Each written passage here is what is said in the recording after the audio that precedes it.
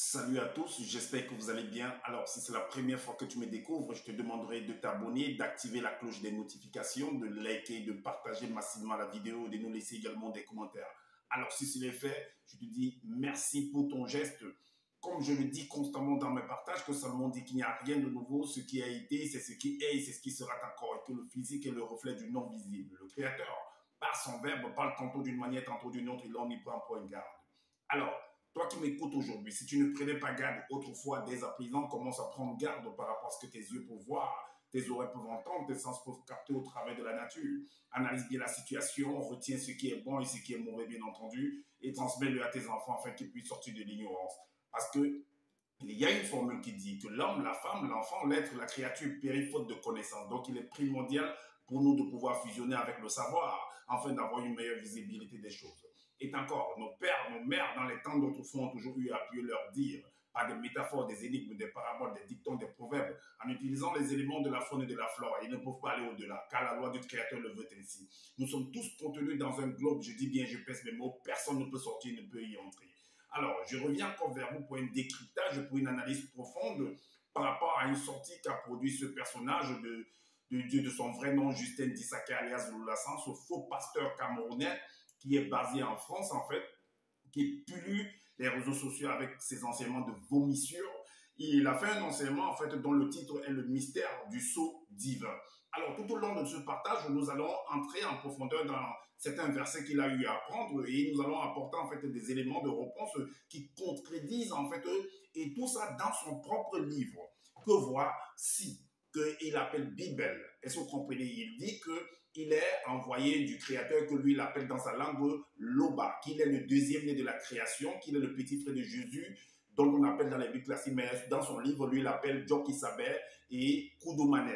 Alors, que lui, il est le deuxième né de la création, bien entendu, qu'il a assisté à la création de l'humanité, du monde entier, qu'il maîtrise tout, qu'il est le seul enseignant. Alors, depuis que je fais des vidéos pour dénoncer cette mauvaise rédaction qui est contenue dans ce livre, cette copie qu'il a eu à faire, parce que pour écrire ce livre, il a copié en fait dans les Bibles classiques, il a copié dans le livre de Fable d'Oliver, il a copié dans le livre d'Alan Kardec, il a copié également dans le livre des Secrets des Nantes et dans plein d'autres livres, et les films qu'il a eu à regarder, les dessins animés également qu'il a eu à regarder, donc il a introduit là-dedans. Et alors maintenant, il dit qu'il est le seul enseignant, que c'est lui qui apporte la révélation, que les autres sont des faux pasteurs, que lui, il est le vrai.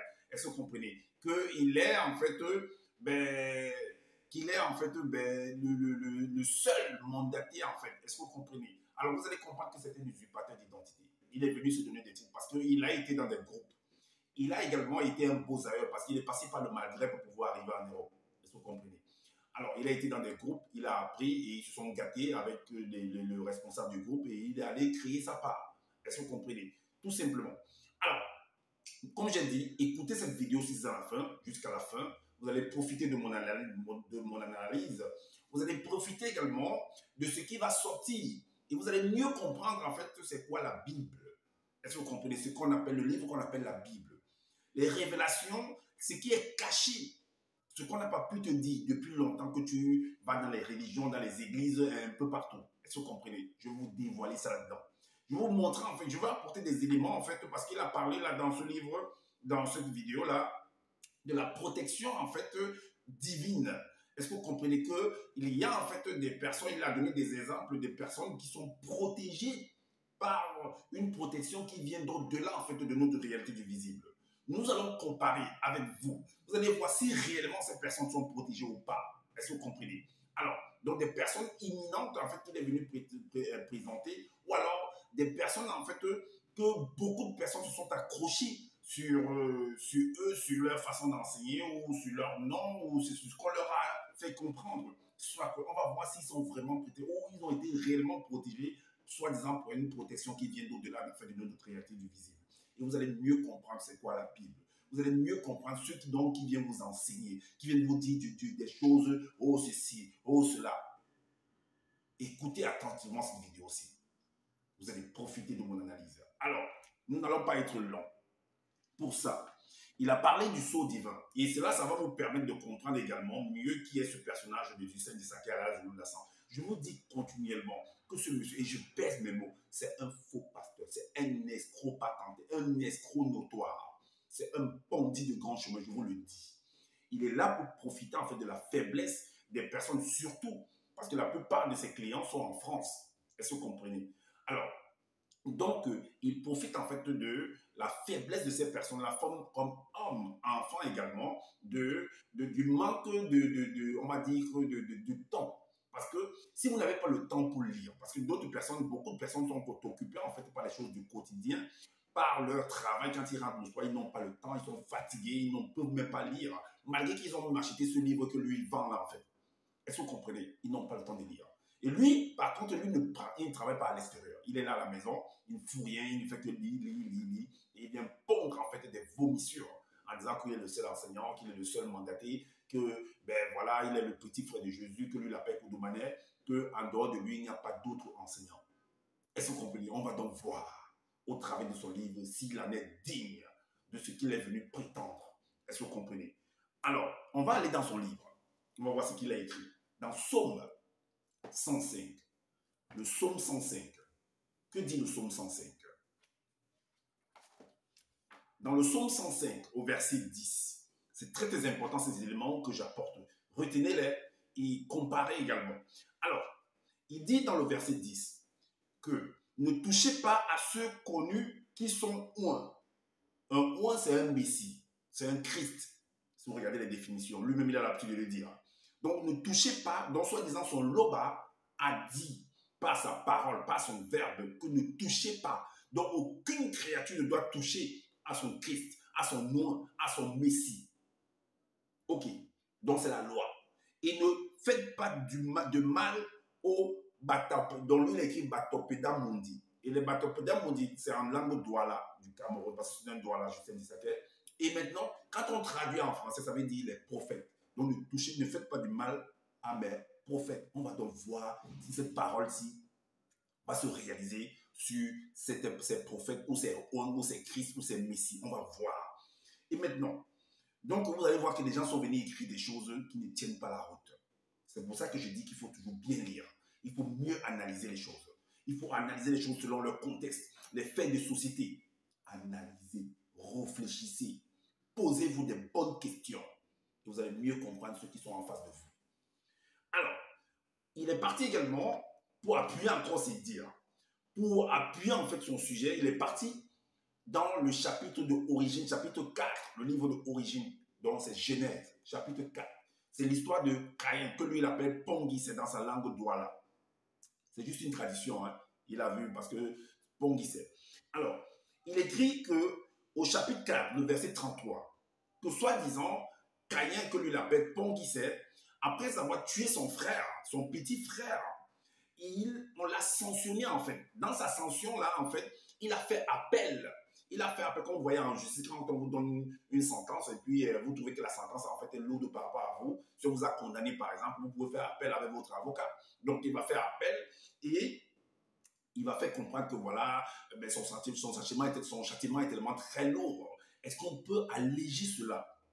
Et soi-disant, l'entité ou l'OBA, parce que c'est l'OBA qui envoie les entités, va alléger, en fait, va lui mettre une protection divine, afin que quiconque, ou bien tout animal, selon ce que lui il a écrit, tout animal ou bien toute personne qui le verra par la suite, ne puisse pas le faire du tort, ne puisse pas le causer du tort, ne puisse pas le tuer.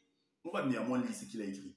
Au verset 33, il dit quoi? Ainsi donc, tout animal féroce, donc c'est la protection qui va lui être accordée en fait.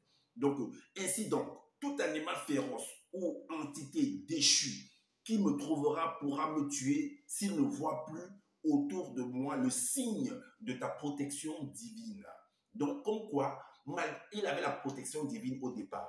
Donc, même quand il a tué son frère, soit disant la protection divine s'est retirée.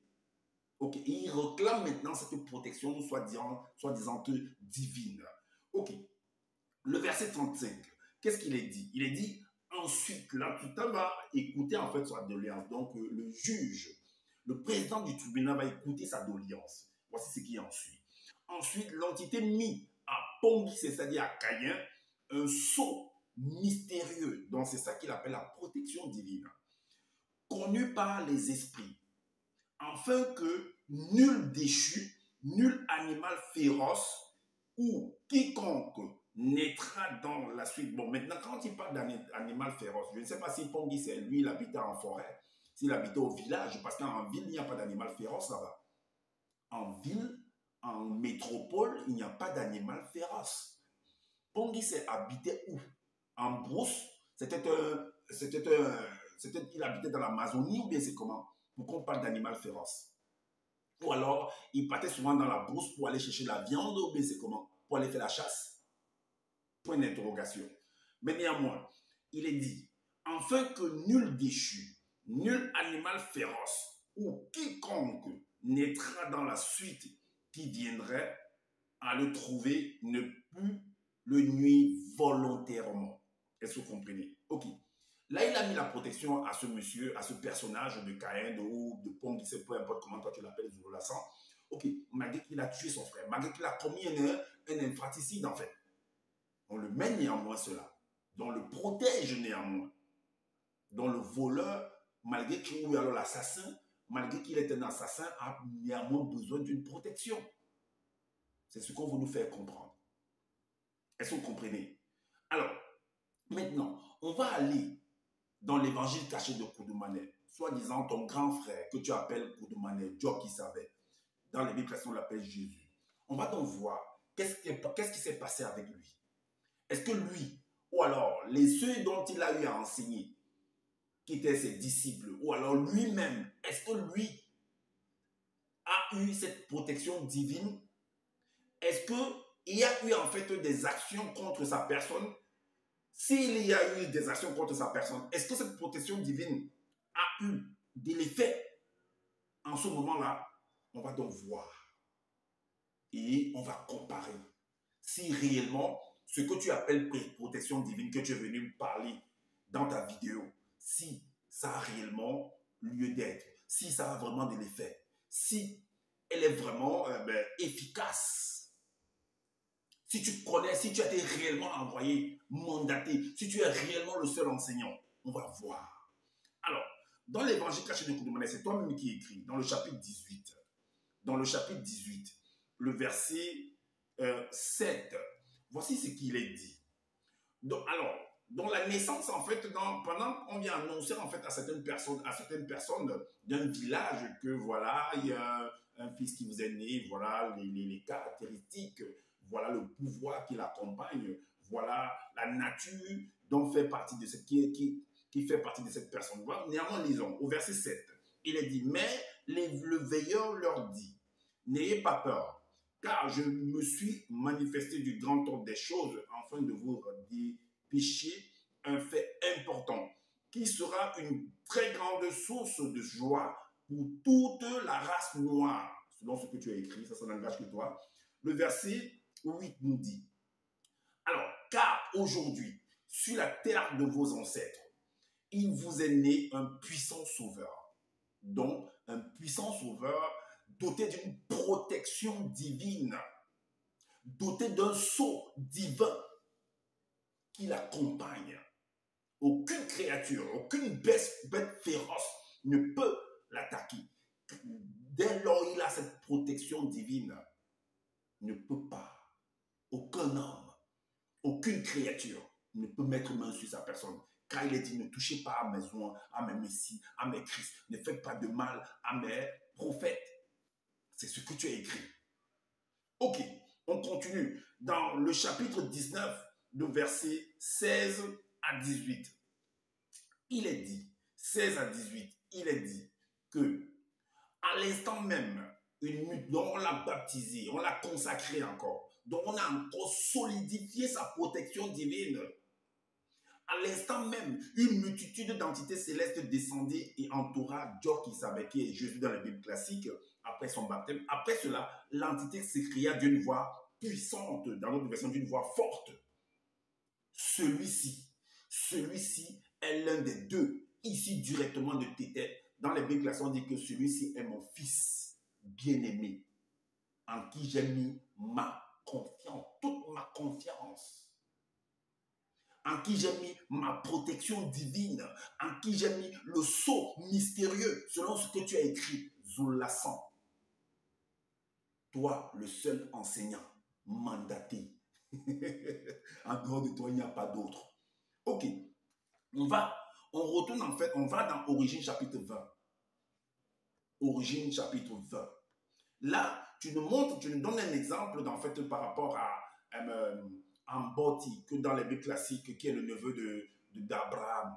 Hein, qui est le neveu d'Abraham. Bon, j'oublie un peu Mboti, qui est le neveu d'Abraham, en fait, qui a eu qui était dans une ville, et là-bas, on commettait selon vous, selon votre explication, parce que vous n'analysez pas bien les choses, qu'on commettait des choses abominables dans cette ville-là, et que lui, il avait une protection divine.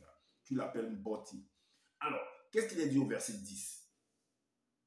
Dans Origine chapitre 20, au verset 10, il est dit que, alors, les possédés de la cité de Ouéa, donc de Sodome et Gomorrhe, répondit à Mboti: ôte-toi de là, parce que des gens, soi-disant des visiteurs, des personnes sont venues leur rendre visite.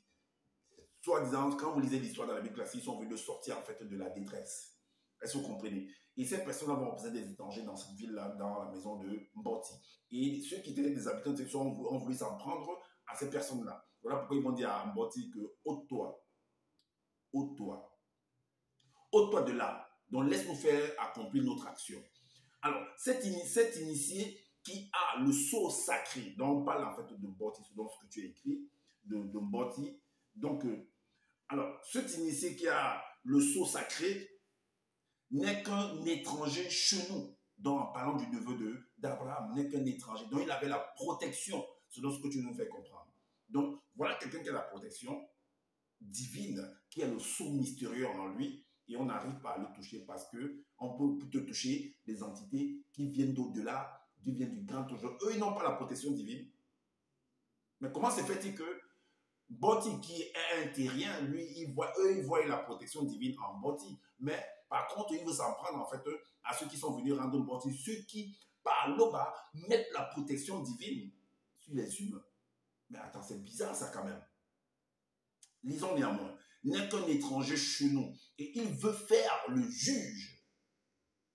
Eh bien, nous lutterons contre ta protection. Ensuite, on t'initiera dans notre pratique en même temps que ces deux hommes. Ils s'avancèrent pour enfoncer la porte. Donc, ils n'ont pas vu en fait la protection divine sur les anges, sur les entités, sur les malaïkas, sur les bamboulomas comme tu appelles généralement. Mais ils ont plutôt vu la protection divine sur un terrien. C'est bizarre. Ok, mais continuons. Alors, dans Origine chapitre 20 toujours, au verset 39, voici ce que tu écris au verset 39. Qu'est-ce que tu écris? Tu écris que ainsi, le mauvais esprit de la nuit, ça c'est par rapport à la séduction, soi-disant des sirènes, des eaux, tout ça. J'ai fait un enseignement pour démonter tout ça, que ce n'est même pas possible ça. C'est une sirène, c'est une invention en fait des hommes, des faux prophètes, je veux dire. Alors, et tu dis ici que quand tu as, comme dès lors, depuis le départ, dit que quand tu as la protection divine, en fait, on ne peut pas t'attaquer. Tu es protégé par le sceau mystérieux. Alors ici, tu écris, ainsi le mauvais esprit de la nuit, de la rivière des montagnes, Ndiengo Mamadiba, dont la sirène des eaux, en chef de la région, inspira les deux femmes, non pas les deux filles de Mboti.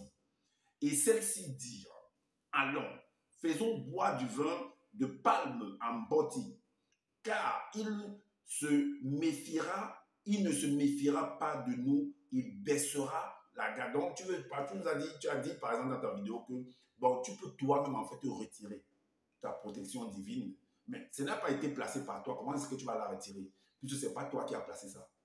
Ce sceau sacré là vient d'au-delà en fait de ce que toi-même tu imagines selon votre explication. Hein.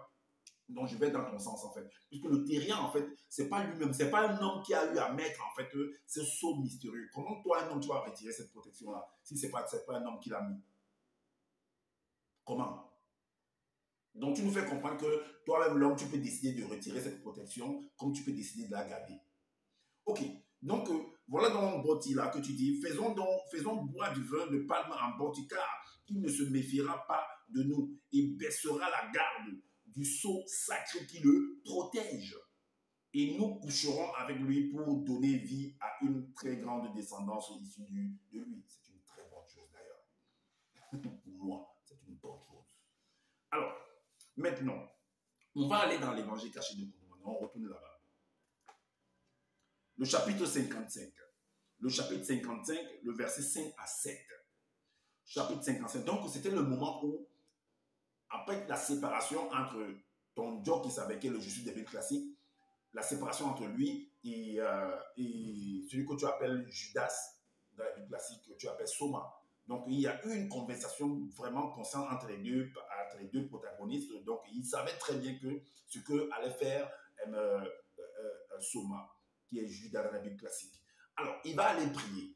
Il va aller demander en fait le secours, la protection. Pourtant, au départ, à sa naissance, à sa création, il a déjà cette protection divine, ce sceau mystérieux. Donc, il va néanmoins encore aller, selon ce que tu as écrit, demander, implorer cette protection divine, ce sceau sacré, que ça le protège de ce qui va là, de ce qui va suivre plus tard. Écoutez attentivement très bien ce que je vais dire. Je vais lire. Alors, il est dit ici qu'au même moment, près de la rivière, au milieu de la forêt sacrée, Jochebed dit aux 11 apôtres, asseyez-vous ici pendant que je m'éloigne pour prier. Mais tu vas prier pourquoi? Vu que tu as déjà la protection divine, tu pries pourquoi? Tu avais peur des représailles, tu avais peur de ce que allait faire Soma pour aller prier. Tu avais peur, n'avais-tu pas une protection divine, un sceau mystérieux qui te permettait de pouvoir contrecarrer les attaques des voisins? Quand je regarde par exemple les infos, par rapport à ce qui se passe entre la Palestine et l'Israël, on dit qu'Israël a une protection en fait par rapport aux missiles. Donc quand tu lances une missile chez les Israélites en fait, ils automatiquement la protection des missiles se déclenche et puis détruit en fait le missile qui veut venir les attaquer. Mais toi tu n'avais pas ça, Koudoumane, Dieu qui savait. Vous n'avez pas ça chez vous, Zouloula. Ok. La suite dit quoi? Il commença pendant sa prière. Pourtant, il est censé avoir la protection divine, le sceau mystérieux en lui. Mais néanmoins, pendant sa prière, il commença à éprouver de la tristesse et des angoisses. Pendant qu'il a prié avec son Père. Et tu nous dis que la prière, c'est une conversation consciente avec le Père, avec le Créateur, avec l'Oba, avec Tété. Mais comment il est dans la présence de son Père et il tremble encore? Pourquoi? Pourtant, il vient de là-bas, comme tu as l'habitude de nous dire. Et il leur dit alors, mon âme est triste jusqu'à la mort de mon corps visible. Pourquoi ton âme est triste? Pourquoi? Pourquoi tu peux être triste? C'est vous qui avez créé le monde avec votre Père. C'est vous qui avez assisté à la création de l'humanité. Pourquoi tu peux être triste devant des humains que tu as vu créer? Pourquoi? La suite dit quoi? La suite dit au verset 15. La suite dit au verset 15. Alors, vu qu'il était en train de prier et qu'il était triste, en fait, l'entité va venir. L'entité, au verset 15, alors l'entité lui a apparu pour le fortifier.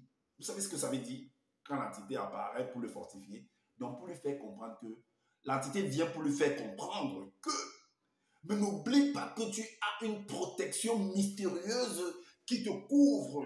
Tu as le sceau divin. Pourquoi tu as peur? Tu ne te rappelles pas de ça que dans ta naissance, dès ta création, on t'a mis cela? Tu as oublié? Qu'est-ce qui te fait oublier? Donc, le fait que Soma est parti te trahir là, est parti appeler les soldats pour venir dénoncer où tu es caché, tu trembles déjà. Mais regarde les humains qu'on a vu créer, qu'on a vu le Père créer, qui ont cette protection, qui n'ont pas peur. Mais comment toi tu peux avoir peur? Hein, Koudoumane? Pour un Dieu qui savait, comment tu peux avoir peur? Comment il faut que tu ailles prier, quand on me dépêche, on me perturbe, le Père me perturbe de venir te rappeler que tu as cette protection divine. C'est ça une façon de le fortifier. Rappelle-toi. Mais il ne savait pas tout ça. Des bêtises qu'on venait écrire. Alors, la suite dit au verset 57, on va voir si cette protection divine va avoir des effets, comme on en disait. Donc, au verset 57, au chapitre 57, le verset 22, voici ce qu'il est dit. Après, parce qu'on l'a finalement, on est venu l'attraper, hein. On l'a attrapé, il est passé au jugement. Et après son jugement, voici ce qui va suivre. Alors, pendant que Jochebed était en chemin, il sut que les blancs et les sangs mêlés allaient se saisir de lui afin de le faire mourir. Où était ta protection divine? Parce qu'il a dit, ne faites pas, vous avez écrit dans la loi que ne faites pas du mal à mes oies, à mes messies, à mes Christ. Ne touchez pas à mes prophètes. Cette loi doit réagir là aussi. Mais est-ce que ça va réagir? Donc faites attention à ce que vous partez lire. Faites attention à ce que vous acceptez. Faites attention à ce que vous partez prier. Faites attention au lieu où vous allez, à celui que vous écoutez, à celui que vous acceptez. Faites attention. Revenez en vous-même. Analysez mieux les faits de société. Analysez mieux. Parce que la Bible que vous voyez là, le livre qu'on appelle la Bible, c'est une œuvre littéraire. Et pour ça, on a besoin pour écrire, pour écouter, on a besoin pour comprendre, pour entrer dans la véritable compréhension en fait de l'auteur, dans la vision de l'auteur. Il faut faire ce qu'on appelle une étude des textes. On l'a appris à l'école. Alors, le verset 25 à 32 nous dit que les blancs et les sangs mêlés se saisirent donc de Djokisabé avec fureur. Et quelques-uns prirent un poteau. Et finalement, ils le clouaient droit sur le poteau, ses mains superposées en haut, au-dessus de sa tête. Et ils le clouaient aussi, ses pieds superposés vers le bas, puis l'élevèrent. Puis l'injuriaient, ils l'ont injurié en secouant la tête. Donc, de la même manière que lui-même injuriait les gens, ben, on l'a remis la même chose en fait. Donc, en secouant la tête, et il lui disait, toi qui penses détruire le temple et le rebâtir en 3 jours, sauve-toi toi-même si tu es le fils de Loba et descends du poteau de supplice. Regarde. Regarde des hommes que tu as vus, que tu as assistés, comment on criait, comment ils te disent, comment ils te parlent. Tu as sauvé d'autres, soi-disant, mais tu ne peux te sauver toi-même. C'est ça le Mutopéda m'ont dit. Or, il a dit, il était dit dans Psaume 105, verset 10, dans son livre, que ne faites pas du mal à mes Mutopéda m'ont dit. Ne touchez pas à mes Christ, à mes oins, à mes Messie. Est-ce que c'est le cas? Il est touché là, à ce moment-là. Alors, descends maintenant du poteau de supplice et nous croirons en toi. Donc, on peut dire par là que tout ce que tu as raconté, tout ce qu'on a eu à raconter sur toi, c'est des balivernes, c'est des vomissures, c'est du n'importe quoi. Ça n'a pas d'effet, ça n'agit pas parce que nous, en tant que simples hommes terriens, nous arrivons à t'abattre. Tu as mis ta confiance en Loba, et bien que Loba te délivre maintenant s'il t'aime, qu'il te sauve. Où était la protection de Loba?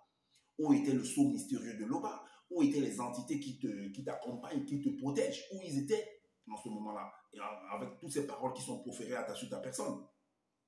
Et là, ils vont mettre en fait une autre parole de souvenir, une anecdote, on va dire une parabole, une parole de soi-disant de prophétie. Et je vais vous expliquer de manière terre à terre ce que ça veut dire.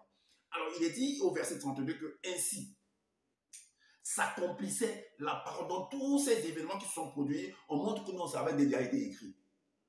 Ainsi s'accomplissait la parole qui avait été dite par David. Tu as mis ta confiance en Loba, et bien que Loba te délivre maintenant s'il t'aime, qu'il te sauve. Rappelez-vous, pour vous expliquer terre à terre ce que on vient de lire là maintenant. Rappelez-vous, quand un de vos parents, quand un de vos supérieurs, un de vos grands frères, une de vos grandes sœurs vous donne des conseils et que par la suite, vous vous entêtez à aller faire la chose, à aller commettre la chose. Quand vous brûlez, quand vous revenez, elle vous dit, je vous l'avais bien prévenu, vous avez bien prévenu. En fait, c'est ça qui est écrit là. Je t'avais averti. Voilà ce que j'avais dit hier là. Voilà ça qui est en train de se réaliser maintenant. Parce que tu allais commettre la chose.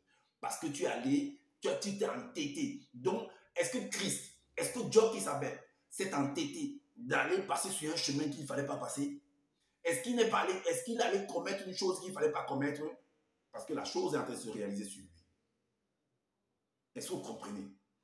Alors, nous on continue la lecture, l'exposition, afin que vous puissiez mieux comprendre qui est qui dans ces livres qu'on appelle la Bible, celui dont on est venu vous présenter. Non, c'est lui de ceci, c'est lui cela, c'est lui qui va vous amener au paradis, c'est lui qui va vous amener, ou alors si vous ne le suivez pas, vous allez aller en enfer. Quel enfer? Quel enfer? Quel paradis? Je suis le paradis et je suis l'enfer qui parle, je le dis et je pèse mes mots. Personne ne peut. Je retournerai où je suis venu, tout simplement. Et je reviendrai où je dois revenir. Est-ce que vous comprenez ça? Celui qui a compris, comprend. Alors, il est également allé sur par rapport à l'instruction, par rapport à l'enseignement. Il est parti sur le livre de Job. Que lorsque on vous enseigne, celui qui vous enseigne, en fait, met un sceau de protection par rapport à l'instruction, afin qu'on ne puisse pas venir voler ce que vous avez reçu. Que ça puisse demeurer en vous. Que personne ne puisse vous ébranler par rapport à l'instruction, par rapport à l'enseignement que vous êtes en train d'écouter. Que personne ne puisse vous ébranler. On va donc voir si c'est possible. Avec toujours leur verset. Moi, je maîtrise de Genèse à Apocalypse. Je maîtrise ton livre là que tu as venu écrire en copiant partout.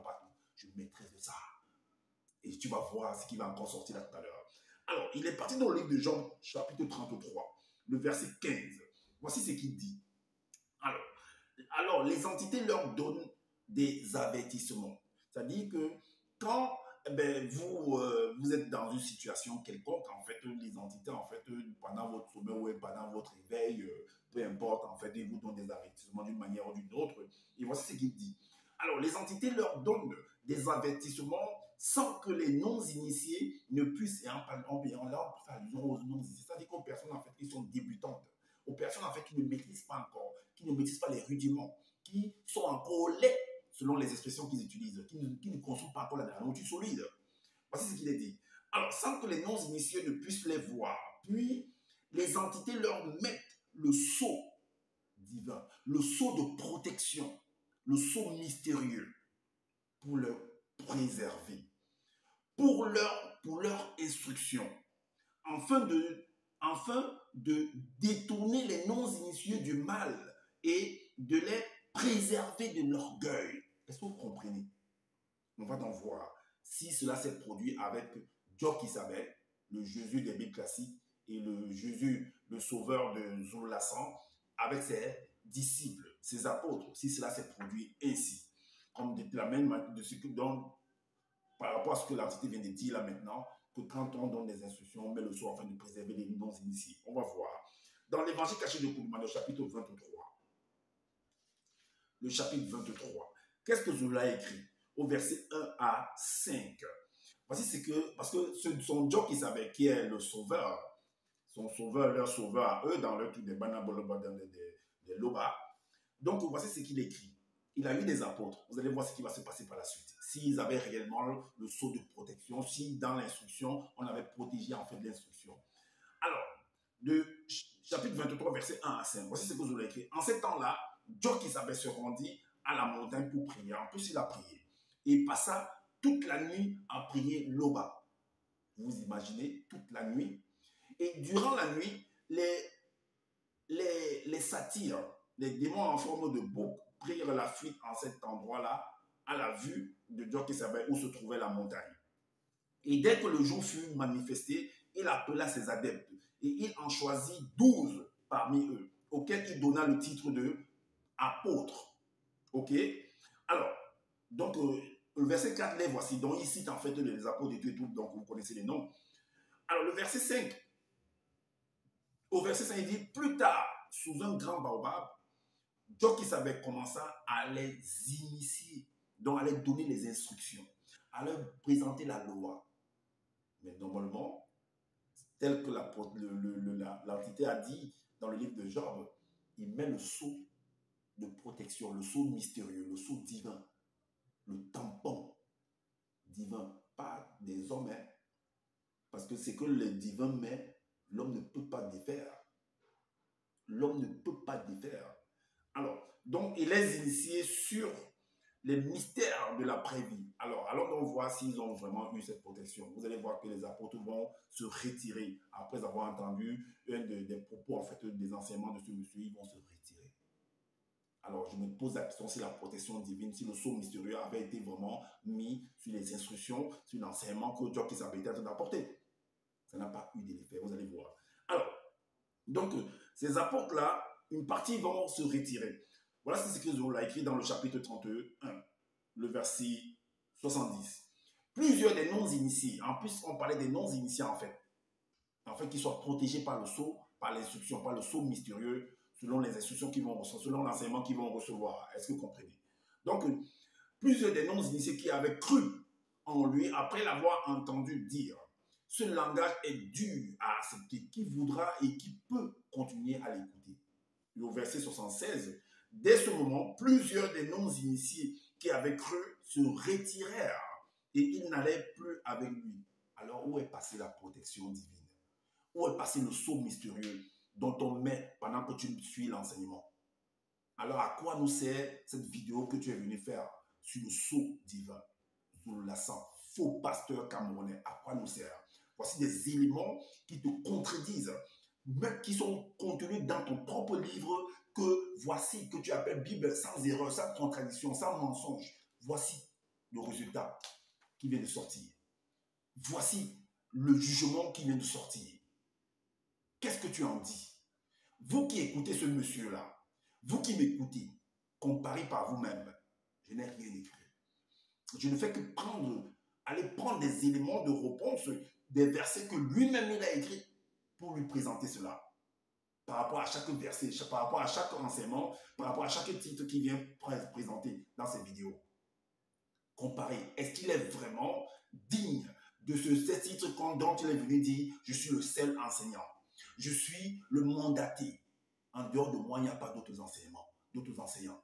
Mon livre est le vrai. C'est moi qui vous amène vers le Créateur et non personne d'autre. » Vous-même voyez, je ne viens pas raconter des balivernes. Je ne viens pas raconter du n'importe quoi. Je prends juste ces éléments parce que j'ai appris que pour attraper un criminel, ou un assassin, il faut utiliser l'objet du crime. Et voici l'objet du crime devant vous. Voici l'objet du crime. Je prends des détails. Je fais ce qu'on appelle une étude de texte. Je fais ce qu'on appelle une analyse logique, une dissertation digne de ce nom, introduction, corps du devoir et conclusion. Comme je vous le dis toujours à la fin de mes partages, je n'ai pas la science infuse.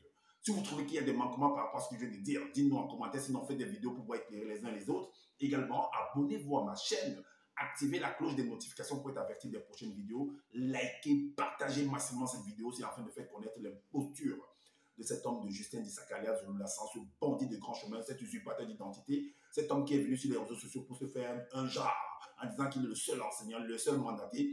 Pourtant, c'est un usurpateur d'identité, un féman, quelqu'un qui profite afin de la faiblesse des personnes, des femmes et des enfants et des hommes qui n'ont pas le temps de lire, qui sont occupés par les affaires du quotidien. Et également, prenez soin de votre famille, prenez soin de votre santé, car c'est important pour le combat futur. Et je vous dis à bientôt pour une prochaine vidéo. Ciao!